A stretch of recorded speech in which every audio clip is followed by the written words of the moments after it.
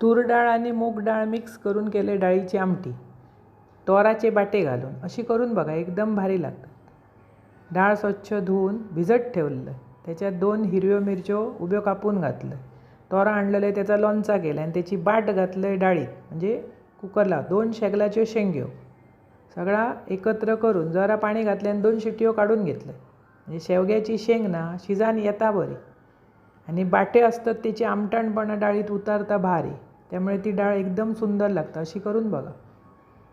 आता ह्याच्यात पारांपी झाली आहे म्हणान थोडी कोय असता कोवळी, ती जर घातलास तर कडवटपणा येतं आणि ह्यानं आमटण जास्त येतं। नंतर एक कढई घेतलं, त्याच्यात घातलं तेल, हिंग, मोहरी, कढीपत्त्याची फोडणी, तडतडल्यावर हळद आणि मिरच्यो घातले तरी लाल तिखट घातलं, चव मस्तच येतं। अशी करून बघा। नंतर सगळी डाळ ओतलं, चवीपुरता मीठ घातलं। हे बाटे असत ते जास्त वेळ ठेवू नकात, म्हणजे डाळ अजून आंबट होता, कारण आता जून झाली हो तोरा, पुढच्या महिन्यात पिके आंबे बाजारात येतात। मस्त खतखतो काढा, वरसून घाला कोथिंबीर, एकदम आंबट तिखट अशी चवीची डाळ लागतं। अशी करा, खावा, आवडतली तुमका आणि आवडल्यास पटकन चॅनल सबस्क्राईब करा।